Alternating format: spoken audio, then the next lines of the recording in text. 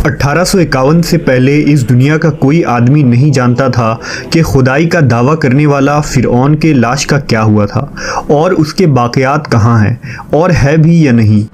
توریت، انجیل اور قرآن مجید میں اس واقعے کا تفصیل سے ذکر ملتا ہے کہ حضرت موسیٰ علیہ السلام اور بنی اسرائیل کا پیچھا کرتا ہوا فرعون پانی میں غرق ہو کر اپنی فوج سمیت مر گیا تھا،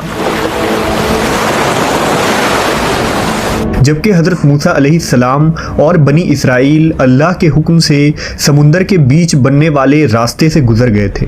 اس کے بعد فرعون کا کیا ہوا تھا، اس بارے میں بائبل اور توریت خاموش ہے، لیکن قرآن مجید میں اس کے انجام کے بارے میں ایک بہت ہی عجیب بات کہی گئی تھی جس کی کسی کو سمجھ نہیں تھی کہ اس کا کیا مطلب ہے۔ سورہ یونس میں فرعون کا انجام کچھ اس طرح فرمایا گیا تھا، بس ہم تیرے بدن کو سمندر سے نکال کر محفوظ کر لیں گے تاکہ تو بعد میں آنے والوں کے لیے عبرت بن جائے۔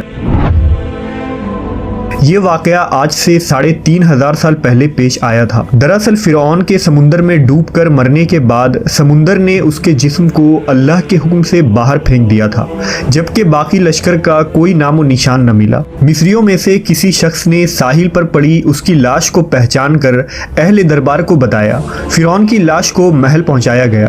درباریوں نے مسالے لگا کر اسے پورے شان اور احترام کے ساتھ تابوت میں رکھ کر محفوظ کر دیا۔ ممی بنانے کے اس عمل کے دوران ان سے ایک غلطی ہو گئی تھی۔ فرعون چونکہ سمندر میں ڈوب کر مرا تھا اور مرنے کے بعد کچھ عرصہ پانی میں رہنے کی وجہ سے اس کے بدن پر سمندری نمک کی ایک تہ جم گئی تھی۔ مصریوں نے اس کی لاش پر اس تہ کو اسی طرح رہنے دی اور اسے ہنوت کر دیا۔ وقت گزرتا رہا، زمین و آسمان نے بہت سے انقلاب دیکھے جن کی گرد کے نیچے سب کچھ دب گیا، یہاں تک کہ فرعون کی ہنوت شدہ لاش بھی زمین کے تہ میں چھپ گئی۔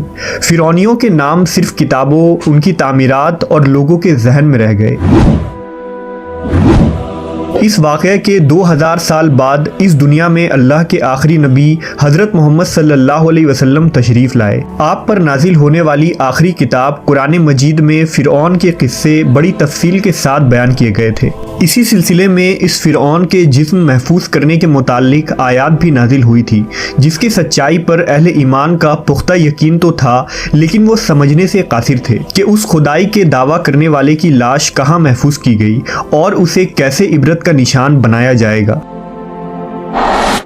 سن 1871 عیسوی میں مصر کے ایک شہر الغورنیہ سے تعلق رکھنے والے ایک معمولی چور احمد عبد الرسول کو فرعون کے ہنوت شدہ لاشوں کی طرف جانے والے خفیہ راستے کا پتہ چل گیا۔ وہ اس سرنگ سے داخل ہوتا اور اندر رکھے فرعونیوں کے قیمتی سامان چوری کر کے بیچا کرتا تھا۔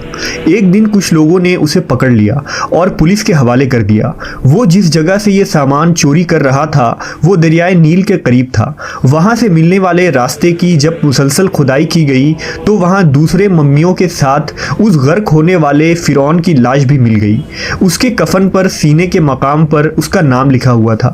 ان ممیوں کو ماہرین قاہرہ لے گئے۔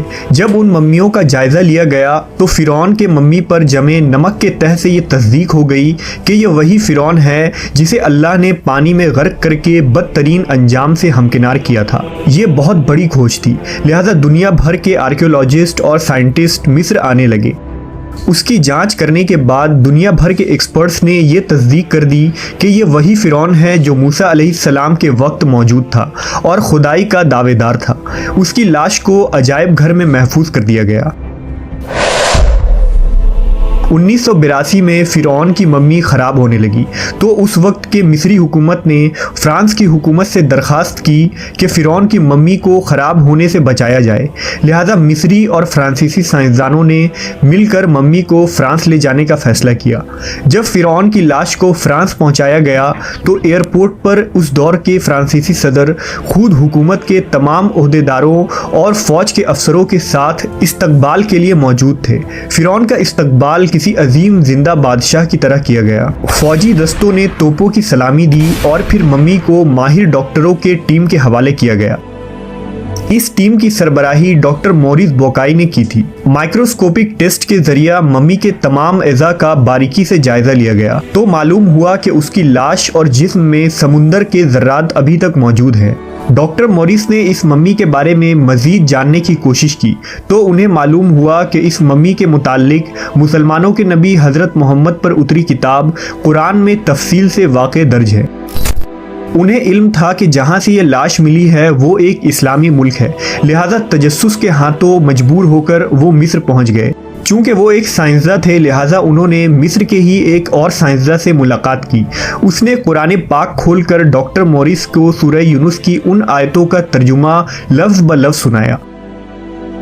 फिरौन का खुदाई का दावा, उसका पानी में डूबकर मरना, पानी से निकालकर उसकी लाश का हनूद हो जाना और फिर दोबारा लाश का मिलना और जदीद साइंसी तरीके से उसके लाश को महफूज किया जाना, इन सब का इशारा एक जानिब था और वो बहुत वाज़ेह था, तुझे बाद में आने वालों के लिए इबरत का निशान बना दूंगा।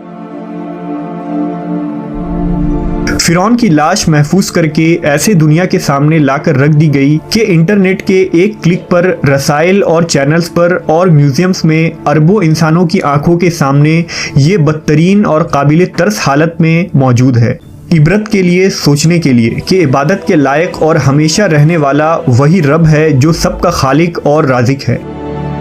डॉक्टर मॉरिस आयत के तर्जुमे को सुनकर पुकार उठे, अल्लाह सच्चा है, कुरान सच्चा है और अल्लाह के नबी सच्चे हैं, और कलमा पढ़ा और मुसलमान हो गए।